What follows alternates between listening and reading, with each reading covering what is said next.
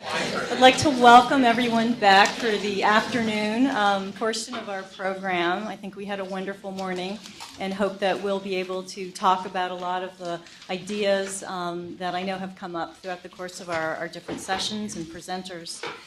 For those of you who don't know me, my name is Pamela Graham, and I work here at Columbia Libraries as the director of our Global Studies Division and director of our Center for Human Rights Documentation and Research. If you've looked at our program carefully, we hope that the logic behind the sessions has become evident. We heard from our colleagues this morning about some of the broader trends in higher education, about faculty research practices and habits, and then we had a chance to hear from our own faculty about their work and their insights. So this afternoon, we're turning to academic libraries, and we've invited two colleagues to come and share their experiences with us. In terms of format, we'll have both of our speakers present and then open the floor to your questions and comments. The last 15 minutes of our program today are slotted to be time for reflective discussion, I think is how we described it. So my hope is that we could kind of organically roll from our question and answer into that last segment, and I'll try to do my best job to steer us in that reflective direction toward the end. So let me introduce our two presenters for this session. Marta Brunner is head of collections research and instructional services at the Charles E. Young Research Library at UCLA. I hope you collected either the books or the fines that our faculty member owe your library. Marta holds an MA in English from the University of Arizona and a PhD from the History of Consciousness program at UC Santa Cruz. She was a CLEAR Council on Library and Information Resources Fellow, postdoctoral fellow, and through that program she began working at UCLA in 2006. I'm also pleased to introduce Tracy Gabridge, who is the department head for Liaisons for Departments, Labs, and Centers, LDLC, at the Massachusetts Institute of Technology Libraries. She's both an engineer and a librarian, holding bachelor's and master's degrees in engineering, and has worked as an engineer for AT&T Bell Laboratories and Lucent Technologies. And after that career, she entered the world of academic libraries in 2000. She also holds an MS in Library and Information Science. So very pleased to have both of them here. As I said, we'll have both of them present, and then we'll open the floor for your comments. And so we'll start with Marta. Well, thank you for inviting me to come and participate in this really exciting day of discussion. And I'm delighted to tell the story of one of the exciting things that's been going on at UCLA Library. There's a lot of exciting stuff going on there. I also wanted to note that the timing of this is really wonderful because I'm being asked to talk about two positions that we created about 2 years ago. And almost exactly 2 years ago, I presented what we anticipated these positions would be at the Future of the Library Symposium that was held at McMaster University and sponsored by Library Journal. So the postings were only just posted at that point, and so I was talking all in the future, what we expected. So I'm really glad for this occasion to reflect on how it's been going and get some more feedback now that you hear what we've been up to.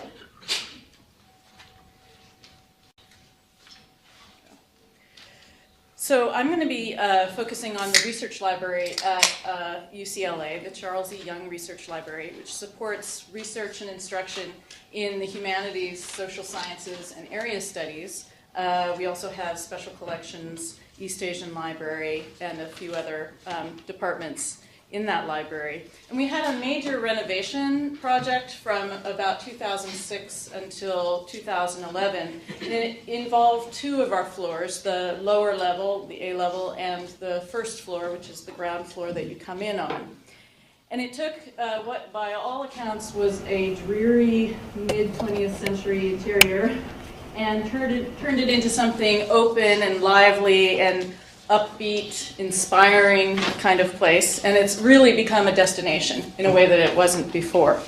Gate counts have doubled. That's the one outstanding statistic that everybody cites. It's almost always full now. That wasn't the case before, especially the library classrooms, much to the chagrin of those of us who would like to reserve them to do instruction. Group study rooms, the research commons, our reading room, they're almost always full.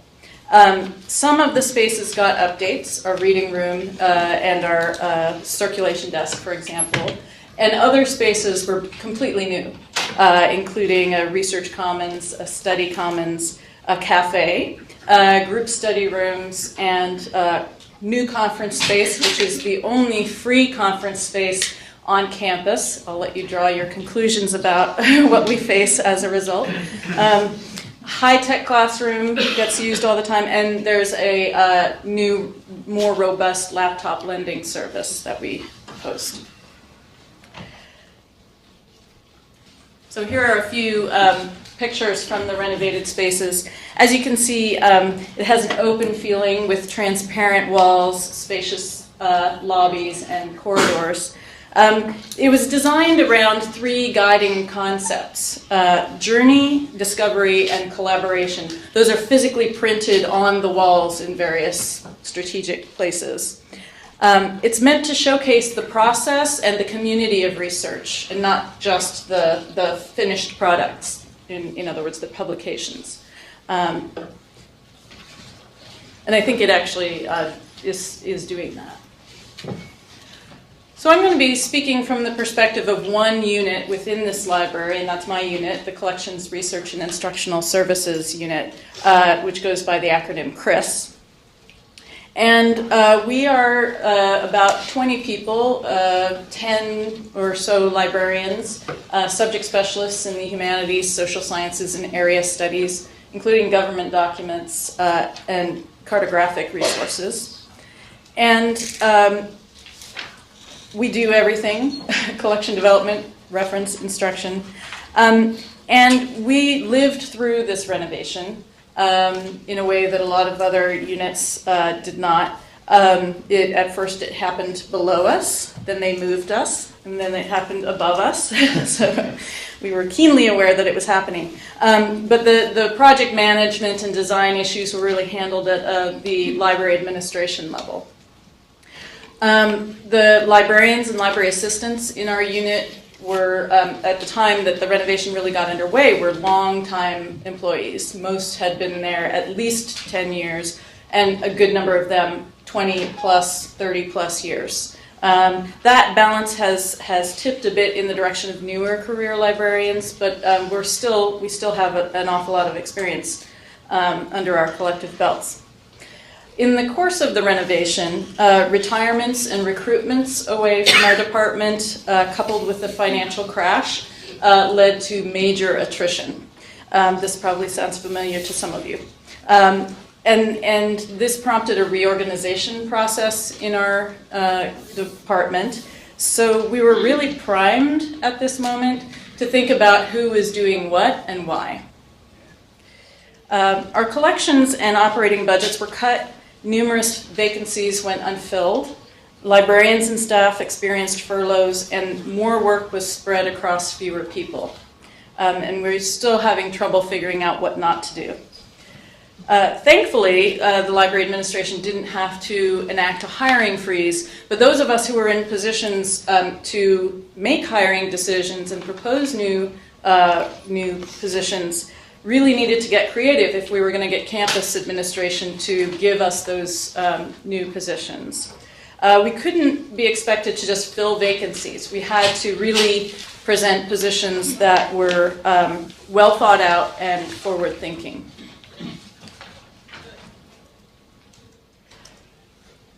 So when we grappled with the question of how to fill vacancies in CRIS, we were confronted with the renovation plans, and we began to think about what kinds of librarians we would need to staff these spaces. as mentioned by Roger and by the faculty panel, there are all kinds of new research methodologies, especially digitally enabled and digitally augmented research, interdisciplinarity. And there's also new pedagogy, new pedagogical practice, including active learning, service learning, which isn't exactly new, but being used more and more, undergraduate capstones, and so on. And so we needed to confront the question of what kinds of librarians we would need to support these new approaches to research and teaching. And we realized that new hires could explicitly be tasked with figuring out these new roles, while the rest of us adapted more incrementally because we were so busy. Consequently, these positions were designed to prefigure the roles that the rest of us would be playing over the coming years. We were able to get 2 new positions approved, the Librarian for Digital Research and Scholarship and the Librarian for Advanced Research and Engagement. These were completely new, unprecedented for our library. Both job descriptions required a lot of planning, revision, outside input. I talked at a couple different conferences about these positions, and they also required a lot of explaining within CRIS. As you can imagine, these positions didn't go over well because they, by all accounts, did nothing to relieve the burden of all the work that the rest of us had had to absorb from all the departures and vacancies. And so these were very difficult conversations. I'm going to tell you first about the Librarian for Digital Research and Scholarship. Zoe Borofsky, our new LDRS, came on board about a month before the new Research Commons opened. This was not very much time for her to prepare. I'll tell you a little bit more about Zoe's background in a moment. But as you can see, it's not a traditional space. This is a sliver of what is actually a very expansive room with little alcoves that are research labs for digital humanities. And there is a digital sandbox area for librarians and library staff to use. But it's not immediately intuitive what goes on in this space, and that's going to become important. So the questions that prompted our thinking about this position were what will go on in this space? Who will use it? How will users get help when they need it? There's no reference desk or help desk in this space. Which library unit or units would own this space? It was not, responsibility for the space was not given to any one unit. I knew that I wanted to have a CRIS librarian who came to work thinking about this space. And that was my prime motivation for wanting to create this position, if only to ensure that the IT staff who were dealing with the technology were thinking about it in the context of the research and teaching that would be going on this campus. So in the end, this position description included oversight of the research and teaching support activities in the Research Commons, as well as acting as liaison to our new Digital Humanities minor and graduate certificate program, and subject specialist with liaison responsibilities in at least one other subject area, anthropology, as it turned out. Zoe actually came with expertise in Scandinavian studies, but we had a Scandinavian studies librarian, so.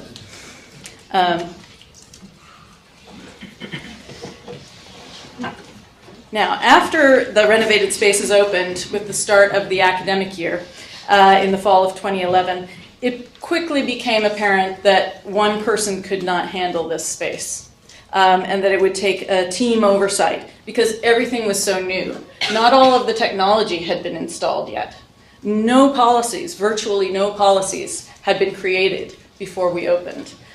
So Zoe convened what she called the Research Commons Working Group. And this consisted of people from CRIS, from our instructional computing group, which goes by the acronym CLIC, our library IT, and people from the UCLA Center for Digital Humanities, which is outside of the library on our campus. And the Research Commons was put through its paces in the first quarter alone. It was quickly populated with individuals, mostly undergraduates, who were looking for quiet, steady space. So when they looked at the picture, or when they walked into the Research Commons, what did they see? A seat. That's what they saw. So the large screens that are in each of the pods, ignored, much to our chagrin.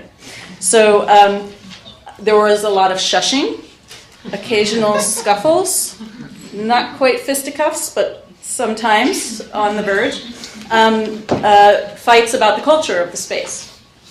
The library invited a few key faculty members to offer their courses in that space and adjoining spaces, which meant that we had to kick out the drop-in users. There's no door on the space. It's wide open. One side of it opens onto the cafe. The other opens onto this corridor that we call the street. So there's no way to police people or shut the doors and make them use a card swipe or anything.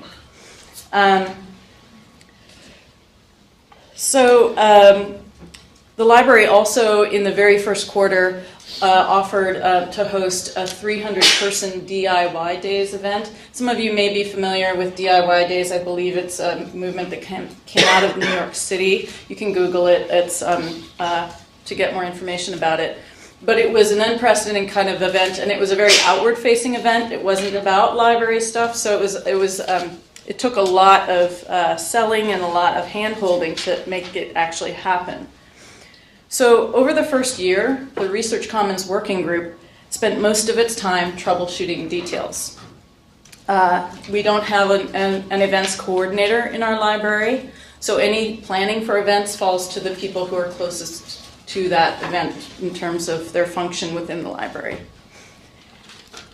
So what we found, just as an aside, we're doing a major assessment project, which I'll mention later. But out of that, we've discovered that the kinds of activities we anticipated having happen in there, collaborative research projects and so on, actually happen when there aren't very many people there, which means they happen after 5 o'clock at night, and they happen on the weekends. So we actually weren't aware of those trends until we started doing some assessments of the space. And now we're starting to do things differently, like instead of offering great big events in that space, trying to do some targeted small group, hands-on kinds of activities to get people to be familiar with what's possible in that space. So all of this is to say that the LDRS position was in the danger of devolving from a subject librarian position into a lab manager or a tech support person. In other words, the librarian element was in the danger of getting lost in the shuffle. And Zoe has had to work, and still has had to work constantly to define her position in terms of librarianship. In her previous work, we stole her from another unit on campus. She had worked as academic services manager to the Center for Digital Humanities, and she supervised lab managers. So she was very clear about those functions. And this sort of hybrid background that she brought to her position helped her to see categories of functions within that space. You know, the difference between taking a reservation versus consulting with a faculty member about the pedagogical practices or the learning outcomes that they were shooting for that could be served in the Research Commons. I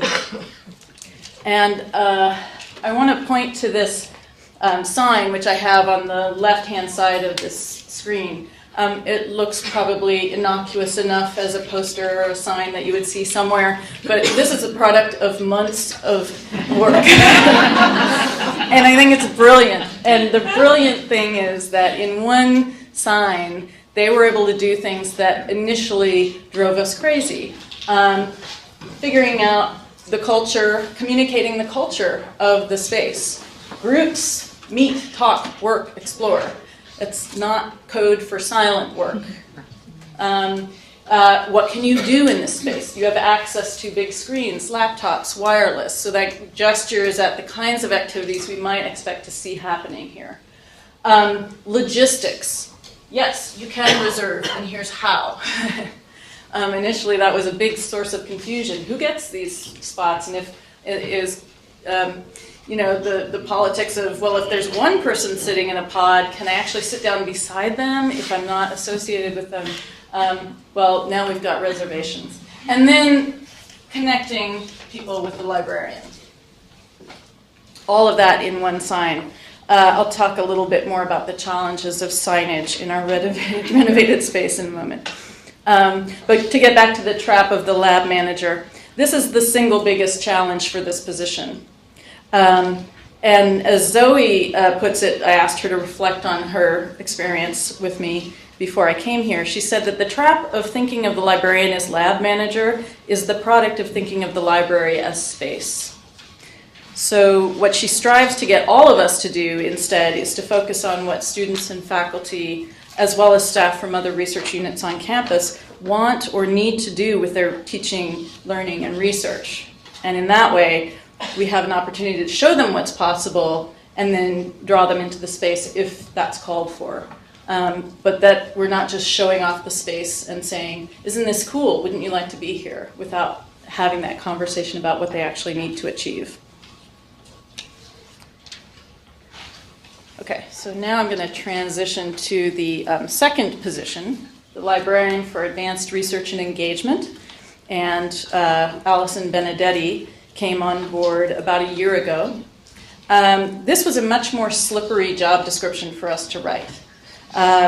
It expanded and contracted in scope several times before it settled into the position that we actually posted. It started out as a reading room reference services coordinator. Then it expanded to a UCLA library-wide outreach librarian. And then it scaled back to what it settled into, which is the outreach, assessment, and public services librarian for the Chris department. So these shifting notions of what we needed in this position had everything to do with the fact that UCLA Library has needed to do a better job of reaching out to campus and saying what we do and how we can foster scholarly engagement with the library. Changing research methods, evolving curricula, proliferation of electronic resources and tools, and the constricting economy have all really converged to necessitate a new role for the library on campus.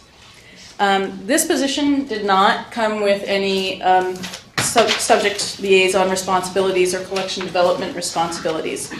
And again, as you can imagine, this wasn't very well received by other Chris librarians.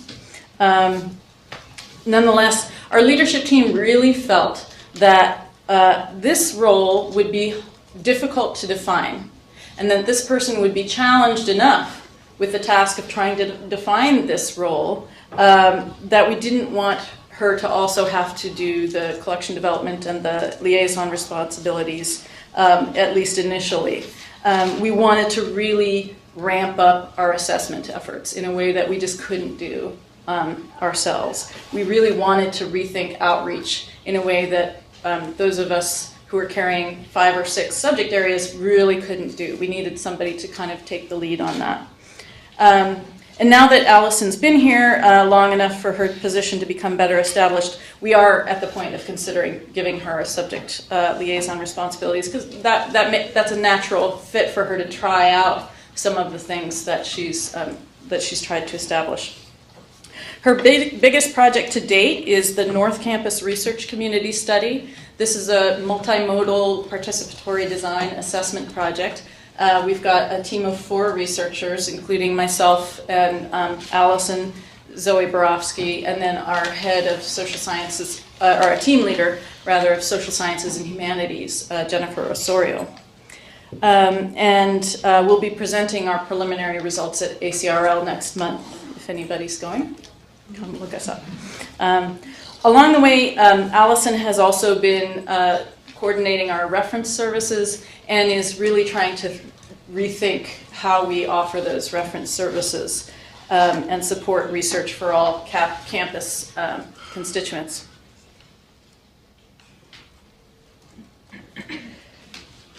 The unprecedented and work-in-progress nature of Allison's role has made it more challenging than most roles to inhabit. She has, more than most new recruits, had to get a really firm handle on the professional and organizational culture of UCLA Library in order to figure out which outreach efforts will fly and which service innovations will take more lead time to implement, and so on.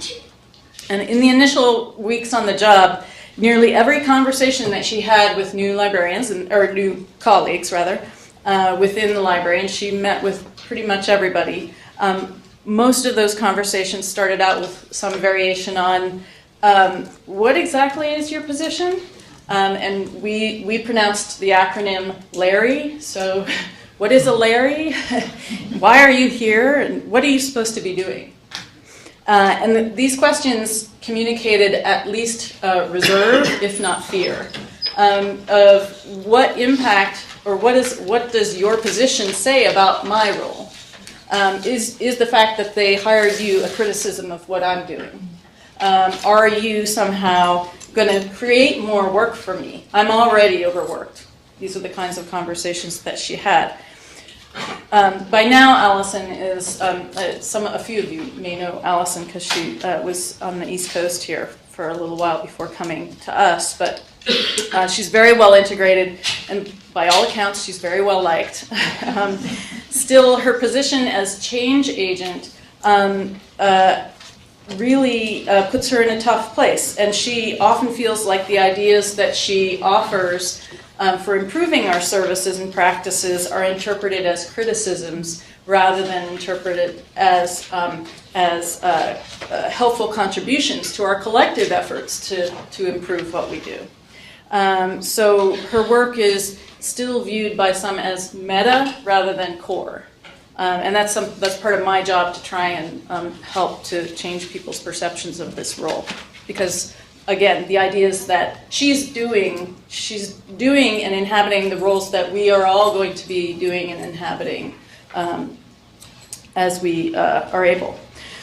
So embodying change is a hard place to be. It's a really hard position to be in. So Allison suggests that any libraries that are considering similar recruitments should look for individuals with persistence, thick skin, strong collaboration skills, excellent listening skills, and the ability to listen to and see multiple viewpoints, understand and appreciate where those viewpoints are coming from, and then use that understanding to figure out common ground that forms the basis for partnerships.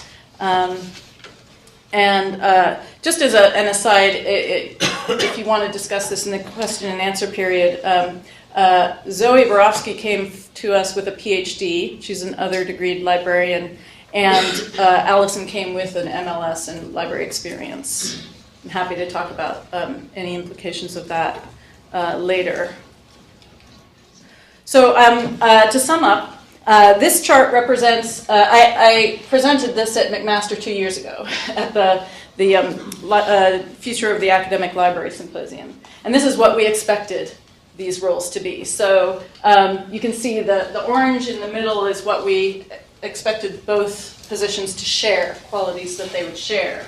And then the kinds of activities that we anticipated they would be most heavily involved in. And this is the reality. The red bits are what they've spent most of their time doing. And so we're hoping that as the growing pains are subsiding now, that we can get them back to doing the things that we had anticipated. And they may even change some of the things that they're doing because of what they're learning. So the last thing I'll just say before summing up is that both positions are still works in progress, but we're very happy with the way that they've turned out. They've really enriched our activities for all of us in the department. And incorporating these two new roles in our department has prompted a change in the culture. And I think that cultural influence is spreading beyond the bounds of our department to other areas of the of the library, and that's from a culture of perfectionism to a culture of iterative change and experimental implementation. That's been really important because we're having to try out so much, and we're having to find out where we fail and what that signals, what kind of learning can come out of that failure. And this is really important because they are still working out librarian roles for a future that's not clear yet.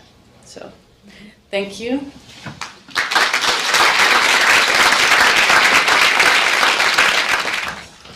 Hello, everybody. It's a pleasure to be here. Little did I know 23 years ago when I got my master's degree in engineering from Columbia that I'd be back here speaking to all of you from the libraries. It never crossed my mind. So it's great to be here to talk about a case study of whole library system reorganization, something that we did at MIT really beginning in 2008, and tell you the story up until the present day. And I'm going to tell you the story from the middle. I'm a middle manager there. I'm a department head of Liaison Librarians. And I got a good view of both the pain points and the victories from the whole gamut of staff, from senior leadership to folks who serve the users every day. So the plan is I'll tell you why we organized and how our reorganization fits into a very particular institutional culture of MIT, and share with you the timeline about how long such a thing took us. It may take other institutions longer or shorter, I don't know. Then specifically how we changed, and I'll give a glimpse into how we thought about the liaison librarian role, since I know that one the best of all, and then where we stand today and how some of the changes play out. Okay, so a little bit of context about MIT, because that is a big factor in this story. We have about 11,000 students, and it's a medium-sized institution with about 1,000 faculty. And as everybody knows, we're very focused in science and engineering, and that is about 70% of our students are majoring in those areas. MIT is a highly decentralized place that's organized into a group of 5 schools, of which I have them listed up here: architecture and planning, engineering, science, humanities, arts and social sciences, and did I say management? Yeah, science, management, all those.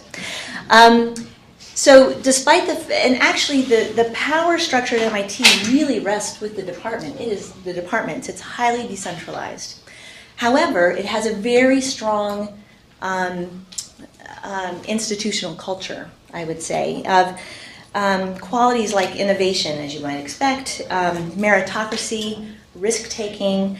It's a very data-driven place.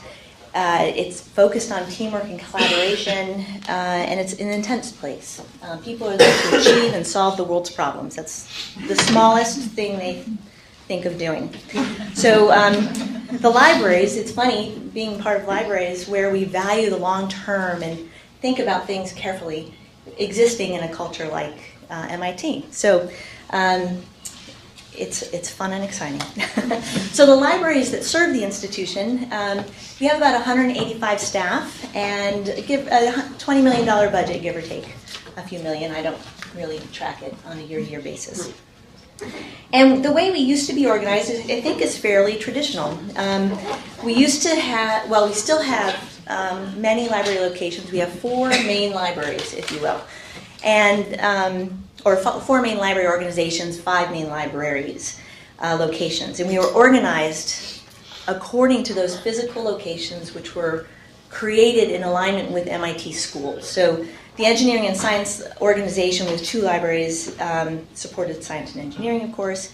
Our Dewey Library supports the school, Sloan School of Management, and et cetera. You can see the pictures. And this old way of organizing was supported by very traditional hierarchies of head librarians for each space, associate heads, collection managers, subject specialists, circulation, local processing, the whole gamut for each location. And we all used a group of shared services that were centrally located around acquisitions, licensing, technology support, interlibrary lending, etc. But we knew that this was beginning to constrain us way back in 2004 when we created a strategic plan at the time that acknowledged that in order to embrace what was coming, that we could see was coming, we were starting to be hindered by this organizational structure, and we needed to do something about it.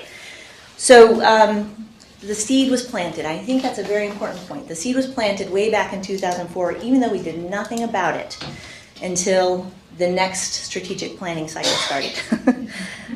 So the changes that we're seeing encompassed a lot of areas, and I'll go through a few of them. First of all, the changes in research. I've already said we were organized by school. Our physical structure and organizational structure totally reflected this. But in fact, it meant nothing at MIT in terms of how work gets done and the way people work together. In fact, the work is incredibly multidisciplinary and overlapping, and organizing by school made no sense. And we could see that in our use patterns. So we could tell from survey and collections use patterns that in fact many people used many libraries because the materials they needed spanned many disciplines. And you know, we knew from our survey that 65% visited 2 or more libraries, and even 40% visited 3 or more. And that our survey told us 88% of our users access information from outside the library. I would argue that was 100%, and they just didn't know. Those 12% just didn't know they were using the library resources. So we had that catalyst for change. Also, it's true in so many places. This is the change in our expenditures from 2003 to 2012 in terms of what we spent on print versus electronic. We've shifted drastically. And this was quite helped by budget cuts, let me tell you. But that'll accelerate a curve quite fast. Also, even though we're so focused on electronic access and our community values it so much, we are keeping very close tabs on how they use materials and where they prefer print, where they prefer electronic materials. And we survey them regularly on what their preference is for different kinds of materials so we can focus our collections more appropriately. And while on the blue side is electronic preference, the green side is print preference, and this data is transitioning over time to the blue side, but we still have quite a lot in the green side. So we needed to recognize that fact in reorganizing. Additionally, the spaces in the libraries are very important to our students, not visited as much by faculty, as you heard from the faculty panel. And we are really, we can see that the needs for the spaces are changing beyond what we traditionally offered. We believe in doing ethnographic studies, and one that we did had to do with space mapping, and we used GIS software to map where the use of our libraries were by people and what they were doing in those spaces. And it was a lot of great research. But we know that the spaces were important and they are highly used. And our surveys support that by showing, 64% of the people who responded do use our spaces at least weekly. But we knew that the space, what we offer in our spaces actually doesn't match with what's needed. So we have some work to do, and we needed our organization to support that. So sadly, at the same time as we were getting ready to do this whole system reorg, we hit 2008, and the financial crisis came upon us, and we were facing a 15% budget reduction over the next 2 fiscal years, which was both a blessing and a curse. It was a blessing in the fact that we were already in the process of reorganization, so we were already being very thoughtful about how we wanted to spend how we wanted to use our staff resources and collections resources. And it was a curse in that forevermore the reorganization and the budget cuts were conflated in people's minds. So there's a lot of recovery you have to do with that, because reorganization is painful. Even though I feel very positive about it, it's a painful process for many people because it's a wholesale change for everybody. So the process, the timeline we followed is that in 2008 we started the process right before everything kind of blew up in the fall, and we we started the strategic planning process with the intention of starting the new plan with a reorganized system. So that creating the plan helped us create the new organization. By April of 2009, we finalized the plan. By July, we were starting to make the budget cuts ahead of actually figuring out what the future organization was. In 2009, we finished the high-level organization chart with key leadership roles defined, and at that point, the planning went from the senior leadership team to the department heads, essentially, to engineer the transition to the new structure. By July the following year, we had moved substantially into the new structure, with some parts yet to be completed, which we finished in early 2012. And in these days, we're in a state of evolutionary change. We know that we can't stay in this one model. It's not finished, and we still need to respond to changes that are ever occurring. So this, I'm not sure you can read it, but I'll just kind of give you the conceptual overview. This was the high-level chart that was given to us in 2009 to describe what we were after in our new organization. And it's conceptual in that it's not a traditional hierarchical org chart, but it shows that the culture we wanted to create was a culture of one library system serving the needs of the entire MIT community. And we didn't want to be location dependent, and we did away with the terms of public services and technical services, which were our old directorate names, and with the idea that everybody served the users, and we wanted to make this a very user-driven organization. So the bulk of the people in our organization are in the right half of the circle, the research and instructional services and information resources. And then we have information technology strategy administration and our director's office. And I'll go into detail about what some of the changes were.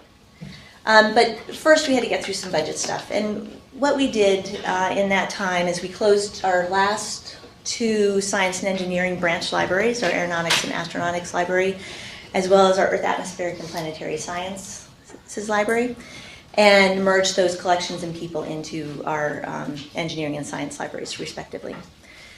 We cut hours, a very visible change, and we cut collections, of course. We did layoffs, probably, I don't remember the exact number, around 15 layoffs, and staff did 2 weeks of furloughs for a couple of years. So a hard time, for sure.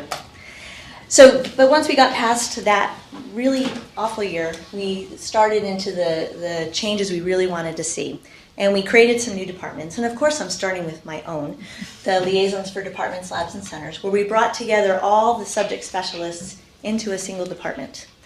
And I'll talk about them more specifically a little later. We also created two departments that support the work of liaisons. So we have one for instruction and reference services and one for collection strategy and management. And they're small departments, and their purpose is to create policy and practice around those activities and to support the liaison librarians in carrying them out. So the instruction and reference services group came up with an instruction plan, and then we're working together to implement that plan so that we have a common framework from which liaisons can then individually figure out how to best tailor it to their communities. We created a department of specialized content and services, and this brings together a lot of technologically intensive services like research data management and GIS and image support, video support that we have. We have video production and distance education within our library system. They're all within this department, and finding ways to think about those services in common ways to help each other out. And I'll note also with this department that we have taken away the expectations that liaison librarians have to know everything. And then there's more to that first big section. We brought together our acquisitions, metadata, and enterprise systems group into a single department, but did nothing else to it. We just said, we're gonna handle this part later, but we want to at least get you into a single organization at this point. We created an Office of Scholarly Publishing and Licensing, which is a fantastic success on the MIT campus in terms of the recognition of the expertise that's offered in terms of publishing, intellectual property, open access, and those kinds of initiatives. We also created there's headcount devoted to both assessment and marketing in our new organization, and we have teams created around them that cross departments that help us think holistically about those activities and to support the rest of us. Okay, so now we're on to part 3. A year and a half later, we've finally gotten past the major budget cuts. We've transitioned most people into new positions and activities. At this point, by early 2012, we've made a bunch of strategic hires to enable us to focus more actively on building up our digital infrastructure around preservation, conservation, archives, strategy around acquiring digital content. We have a new associate director of technology and a director of research. Those last two used to be a single position, and we've split them out into 2 to enable us to concentrate more effectively in both areas. Our acquisition, this is where the acquisitions, metadata, and enterprise people got into the action. They had decided they wanted to have some outside expertise. So we ended up hiring our 2 consultants, which I think many libraries have worked with over the years, and we went with their recommendations. Where we used to be organized by function, acquisitions and cataloging, for instance, we now are organized by workflow. So we've put together the team that handles all aspects of tangible formats, another team on e-resources, etc. And at this point, we also centralized administrative assistant support because we thought it was time to do that given the size of staff we had available. Okay, so I'm going to delve a little bit into the role of liaisons and how we've envisioned changing it over time. And I would say our old way of thinking about liaisons, I think of it as the lone wolf model. So we would hire a liaison, train them up in our workflows and procedures, and then set them off into the wild. And they would be on their own, forging a program of librarianship with their assigned communities and subject areas. And I would say that it resulted in many cases, excellence of liaison program, and sometimes maybe not so excellent, liaison programs. It was quite a wide range. And different people were comfortable with different aspects of the roles that they were called upon to do, and the focus was on the traditional reference collection and instruction. So we changed the model to be much more a networked, collaborative model to take advantage of the strengths of our various colleagues in these roles. And we've built in many support structures to enable them to not have to reinvent the wheel for everything they do, but rather call on the expertise of their colleagues. And to create some new models. For instance, I was struck by the faculty panel today. Our history library, our history of science librarian, at the time of the reorganization, she proposed a split role between being a liaison in my department and existing for part-time in the archives, because she saw the instructional opportunities and possibilities with working with the archives in instructing our science historian students in research methods that used primary source materials as well as many other kinds of materials. So we were able to create partnerships like that in this transition. So things aren't perfect. We designed a new organization that optimizes aspects of our work, but of course when you optimize some things, you're not optimizing other things. And I would say that we still have yet to figure out things like handling space. We have this great UX organization that we've created to think about space and virtual environments, but we haven't figured out the rest of the organization to support it. So, we still have to think about that. And to get the whole continuum from the operational space concerns up to the strategic picture of space in a good, functional set of working groups. Also, we so need to work on capacity because our aspirations far outstrip our ability to produce.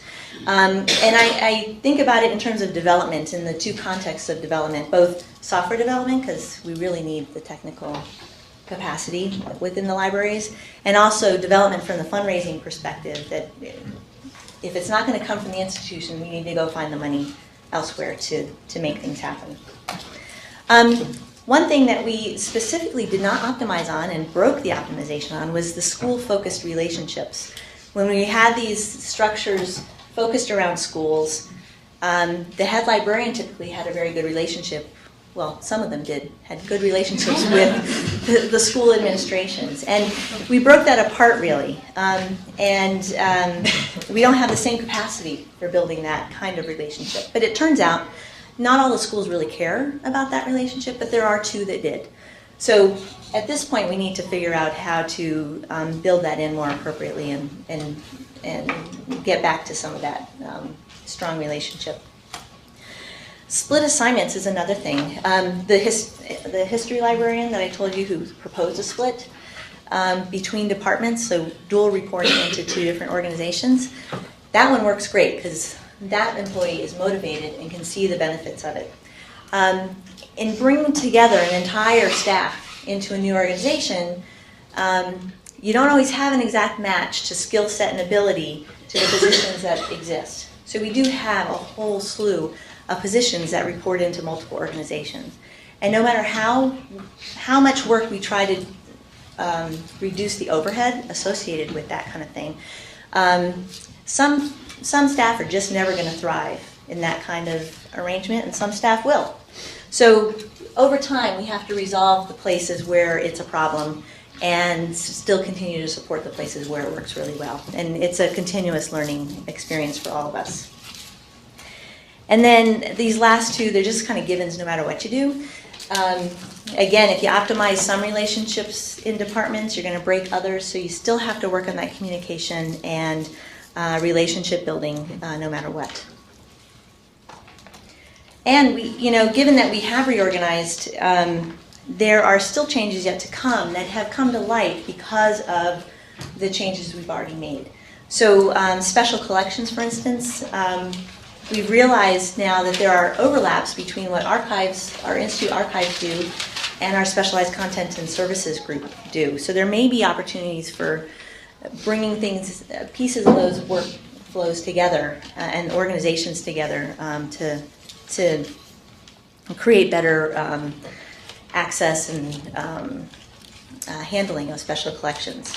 Also, we have, staff vacancies always prompt a little introspection into how you think about the organization. And we have one of our department heads from user experience has left, and it's prompting us to think about, is having a department the right way to think about it, or are there other models that might serve that need even better?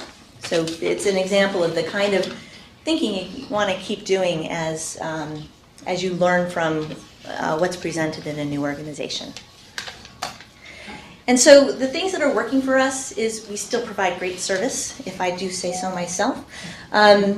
We provide a very responsive organization. People continually tell us how happy they are to get a human being when they want them, and that they can get plenty of help on their own when they don't want to interact with a human being. They love the instantaneous access to the materials we provide and like our focus on going digital. Our ability to focus on strategic initiatives and hire people to support our digital infrastructure has been a big success. The one library approach has worked great. So in that old siloed organization, we started seeing a variety of service models creep up in each location, and our users who use multiple libraries got confused by one thing they could do here versus not there, and they didn't like that too much. So I think that our approach as one library has helped that perception quite a bit. Also, we're better able to focus on institutional priorities, and I will give an example about that, and it has to do with MOOC Madness, which we've heard about a bit already. MIT jumped into the MOOC game last year spring, with its first class, and has since formed with Harvard the edX initiative. And And it has been named by our president, our new president, Raphael Reif, as an area of high strategic importance to figure out how we're going to evolve pedagogical approaches using digital learning. So when MIT thinks about MOOCs, it knows about this external ability to educate the world in these digital learning ways, but it's really focused on the change that it's going to enable in the on-campus experience. And they're eager to figure out how to flip the classrooms and explore those models and do research around this.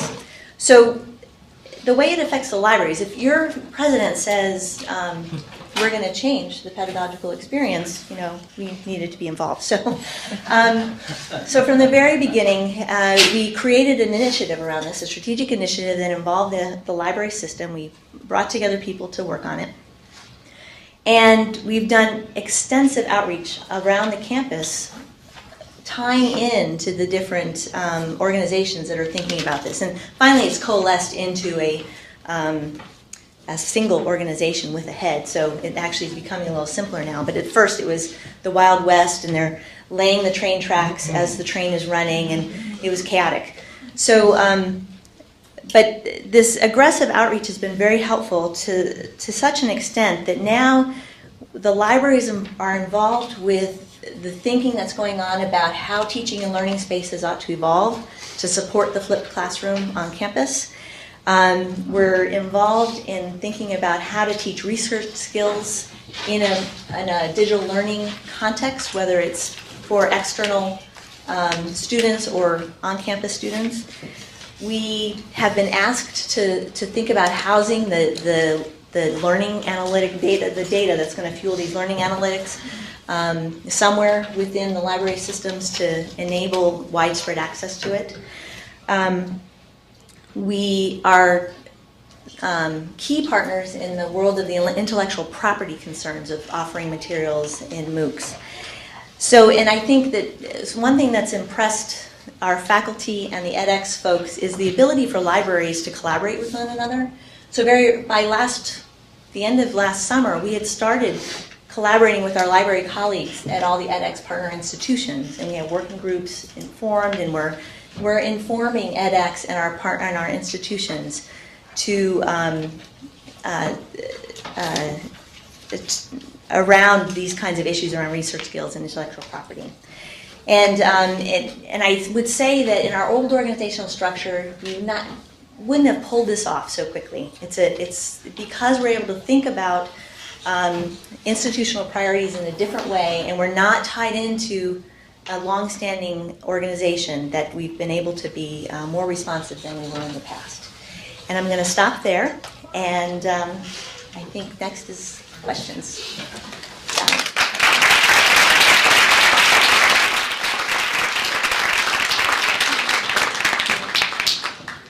Thank you very much, and I'll invite both of our presenters to sit up front here to take questions. You said you'd get back to talking about the two schools that turned out to want to have struggle relationships with their library, and I don't think, unless I didn't return back to it. Sorry about that. I'm not sure that you did. The two schools were the School of Architecture and Planning and the School of Humanities, Arts, and Social Sciences. And so we're working on, and they just had really tight relationships with the administration of those libraries. And we're working on rebuilding those relationships with different people now in place. So, but we're consciously doing it rather than having it based in an organizational structure.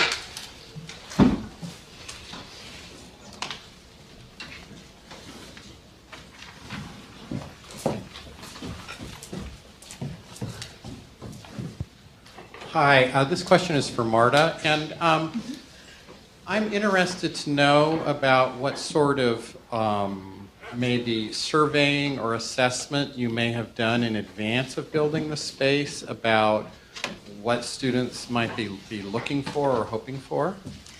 Yeah, the library administration did, I think, about a year or so of assessment before the design work with the architectural firm actually happened. and they I believe brought back a faculty member from retirement to do some focus groups or interviews, especially with faculty and maybe some graduate students. We didn't do much assessment directly with undergraduates, although we did create a Research Commons demo space right behind our reference desk area in the old space. And that allowed us to observe how students might interact with some new furniture and some new configurations of study space. And then they created a number of, I forget what we were called, working teams to deal with different functions of the library. So I headed a working team that was supposed to consider design of a multifunction service desk. They didn't actually end up doing what we suggested, but the idea was that we were dreaming about what would be the ideal kind of situation and giving it to them. Some of that contribution you can see coming through in what actually came to pass. Other things, like the reference desk, are perplexing in the way that they came to, because we knew already in 2006, 2007 that we needed more flexibility in our reference space so that we weren't tied to a desk, and what we got was an enormous fixed desk in a very, very silent space with bouncy acoustics. So we get shushed when we have a reference interaction that we have to yell across the desk. So it's hard to know exactly where the breakdown happened there, and there could be a lot of really good reasons why that happened. There are lots of trade-offs in a huge renovation project, so you're not going to get it right. You just aren't. But yes, we did try to gather information ahead of time. Thank you for your excellent talks. I'm just curious with the way that you approach this. If you could talk a little bit about training and development for librarians. You talked, Marta, about the CRIS librarians and having these new positions. Did they have a role in sort of developing others on staff, or what did that relationship look like? And Tracy, kind of similarly with these new roles and new responsibilities, how did you configure the development of your current staff? Okay. Actually, in the first year of our reorganization, one of the common goals we had was that every liaison would think about, we had established the common ground of liaison work to start with by coming up with what we thought were the optimal characteristics of a liaison program. And we asked each liaison to think about their program and do a self-evaluation, really, of where they thought their strengths and weaknesses were, and to set a goal around what aspect of their work they wanted to improve. And then and it turned out many people had similar things they wanted to work on, so we brought them together and created some help for them to do that. Mm-hmm. We had a CRIS department retreat soon after I became the head, and we did a lot of the reorg work together to figure out, we already had been given a new leadership model before we had one unit head with everybody in the department reporting directly to the head, and then we created a team structure within. So in the course of the retreat, we talked a lot about who had expertise in what areas and how could we work together to kind of maximize what we were able to accomplish together. But then bringing in new librarians, we tried to come up with training series, orientations, but also collection development for those who hadn't done collection development in the same intensive way that we had, and obviously Zoe being coming from the faculty side and staff side of things, had experienced the reference interaction and had experienced collections and so on, but hadn't actually done it. So we teamed her up with, as I said, we had a lot of long-term, very experienced librarians, so we had the in-house expertise and came up with training programs that way. Most often one-on-one, but sometimes in small groups. Okay, there we go. You both talked quite a bit about big change, but you each also mentioned incremental change. And so I was wondering if you could talk a bit more about how you're approaching incremental change, what kind of support you're getting from above, and from below to do incremental change, and sort of where that's going and how you're systematically approaching incremental change.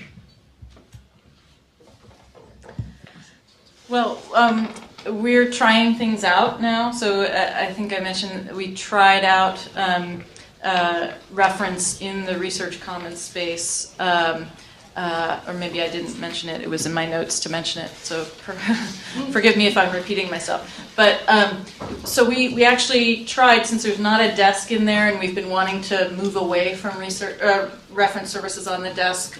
We tried it out in the Research Commons. And tried sitting in one particular location, tried another location, tried adding a sign, here's a librarian, tried other kinds of things, wearing language. So we've tried little things, and we failed. We really didn't have much uptake, but we learned out of that. We could observe while we were sitting there. We could have conversations with people who came through kind of looking for a place to sit down and say, what are you trying to do? Maybe you actually don't need to be here. Maybe what you need is the librarian who's sitting at the desk over there, or you need me right now. So we did learn a lot in that process. So we've been trying to encourage that. I guess my role as the unit head has been to really get people to try things out, and there's been a lot of fear of, I think in the past, because of that culture of perfectionism, people had ideas but they didn't end up going anywhere, and they got discouraged and stopped. And so I've been trying to foster more of that. Go ahead, give it a try. Let's see what works.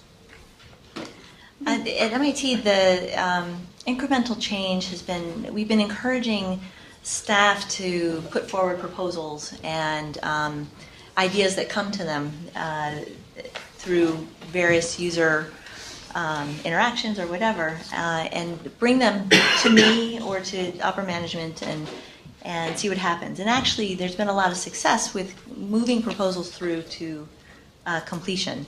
The other way is, anytime there's a vacancy, is another way that we're, like I said, with the department head level for sure, but any vacant position enables us to think differently about how we accomplish various things and to implement change at that time. And there is regular attrition, so we have ample opportunity to do that. And one other thing that I didn't mention, looks like Pamela's trying to cut us off soon, but is we're trying to also focus a lot more on community building rather than building an individual's expertise. So we hired a librarian who also came from a faculty position into a subject specialist position, and she's an award-winning teacher. And so we put her to work offering pedagogy workshops, a staged series of pedagogy workshops designed for librarians that could really get us to think about what's your teaching philosophy, how do you identify learning outcomes, how do you know if you've actually achieved those learning outcomes in the course of a class, and so on. And that's been really new and building a lot of community around these things. Yeah, we had one question down in the front here. So I knew Zoe Borofsky actually at the University of Oregon when we were both on the faculty there years ago. So it was very interesting to hear about I remember when she first left.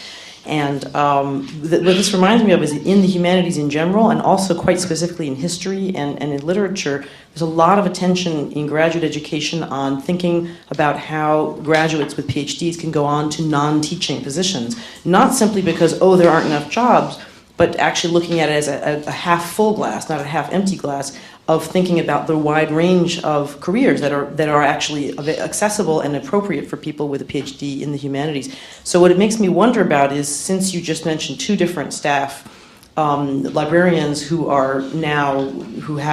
not have MLSs, do you see this then as a possible major development in the future? Do you see it as a sort of a temporary anomaly because of the digital humanities, the way it's being worked in the academy? Or, did other people on campus think about this kind of general perspective that I'm mentioning?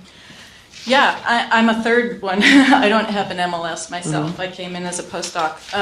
Yeah, we talk about this all the time. And for me, it's less about whether or not you have an MLS or I would rather not hire people with MLSs. I think that's the wrong way to look at it. It's more, we're all better if we have more variety and diversity of expertise. And so, for one position, it might be really attractive to look for somebody who has a JD, because we need legal expertise in libraries now. For another position, it might be coming with an MBA, because we also need to really think about ourselves and the way we present ourselves and market ourselves in ways that we're not strong in, if we only hire people that have the same credentialing. So that's the way we've really tried to approach it at UCLA. So I would say then, as you deal with the graduate populations, which of course are ample at UCLA, that thought might come across to them as something in their graduate education to keep on the horizon as one of the things that are open that are possible for them in the future. Yeah, the history department has started offering alternative academic workshops for their grad students, and they invite me fairly often to do those. Actually, at this point, I'd like to kind of expand our discussion and maybe loop back to some of this morning's sessions. We have both of our presenters, Malcolm Brown and Roger Schoenfeld, are both here, and of course one of our faculty panelists are here. So we'd invite you to also ask questions that may touch back to some of the issues related to pedagogy, some of the changes in higher education, and some of the research findings that Roger presented. Hi. Marta mentioned the important need for outreach. Various of the presentations, as well as the entire theme of the conference, is what's going to be in the future.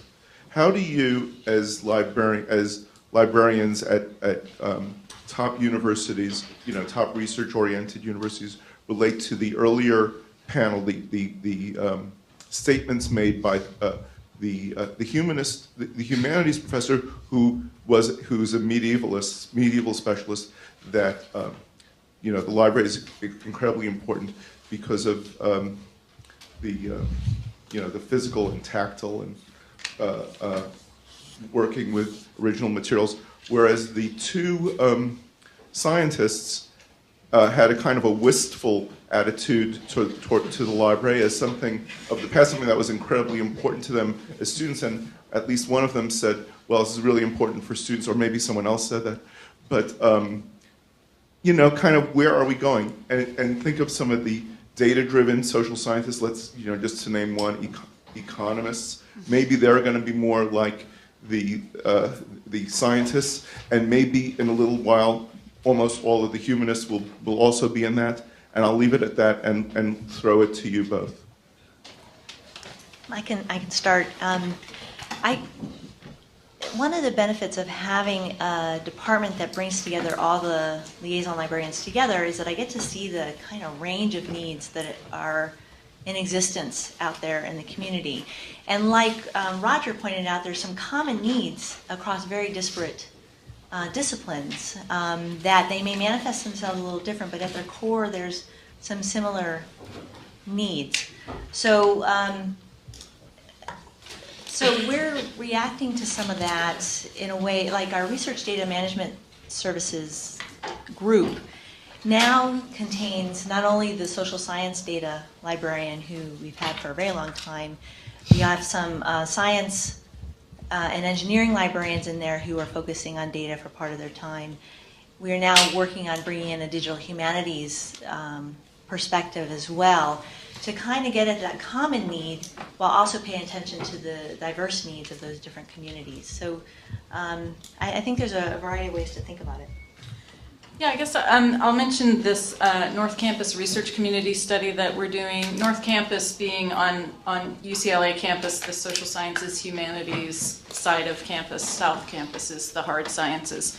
And one of the things that we're doing is interviewing faculty, individual faculty members, and asking them, how do you train your graduate students in your field to become you?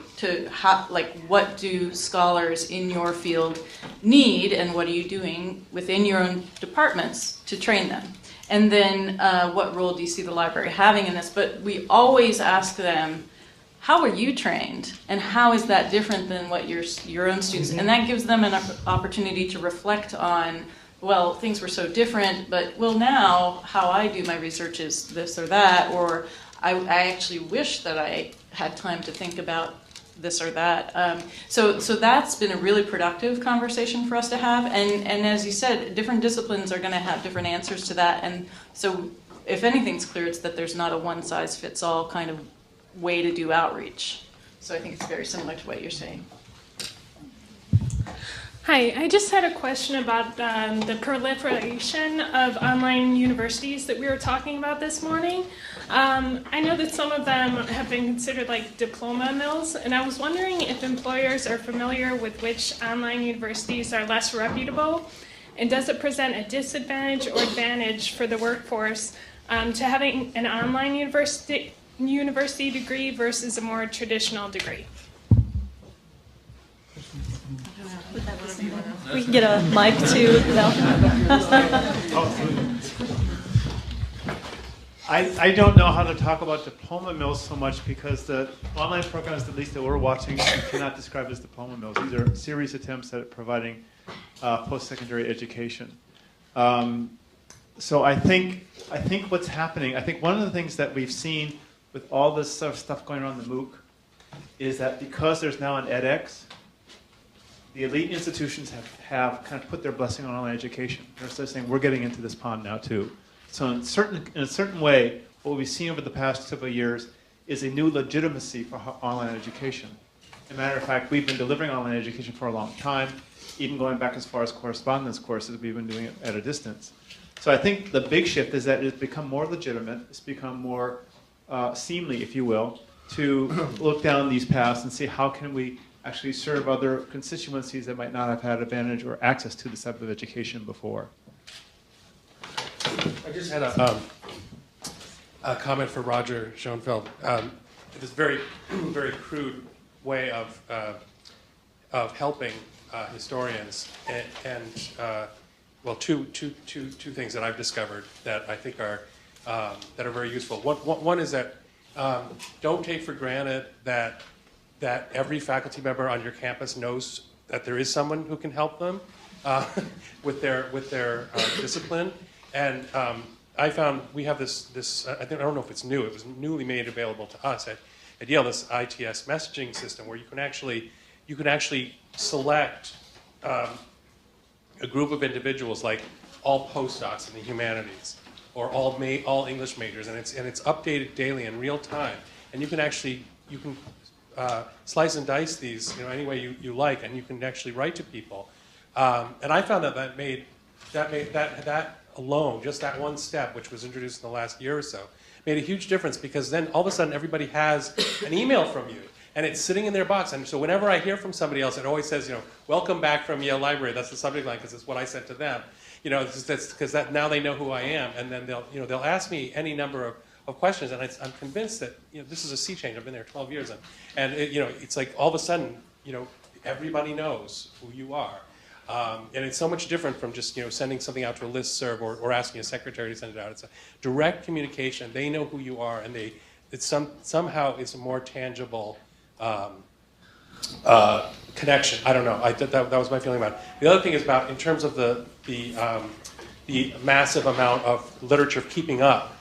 One thing that I discovered you can do with Voyager is you can create an RSS feed using specific call number ranges, and I've done that in the hopes that the English department, among others, will put it up on their page. Now that relies on them knowing, faculty members knowing what an RSS feed does and what it could do for them. But that is an option, and if you could find a way to create it and then publicize it, that would help people to keep up with at least the monographic literature. I actually had a question, if I could just jump in, for Malcolm. And it was really interesting to hear about some of the trends that you have been, looking at and exploring and monitoring. At Columbia, we're often think of ourselves as primarily a graduate-focused institution with the many graduate programs we have. And so I wondered what kinds of trends may be different, or what research is saying about, at that level, the models and approaches that may be shifting. Well, that's a very good question. A lot of the stuff we've been watching and trying to track obviously has to do with undergraduate education and less to do with graduate education itself.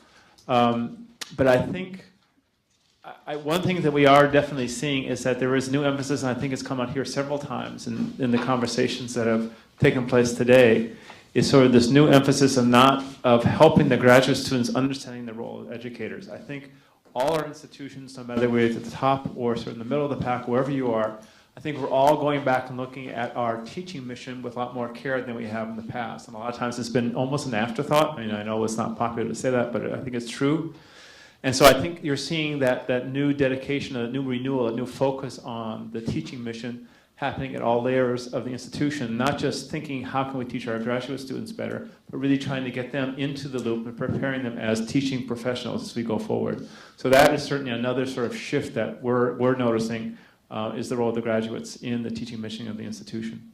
If I could just put in a plug, at ACRL also I'll be on a panel with Joan Lippincott from CNI and Bertha Chang from NCSU Libraries about graduate student research and teaching needs. So, Friday. Good. Well, I guess we're coming right up to our time to close, and I'd like to give a sincere thanks to all of the presenters and the high quality of the presentation.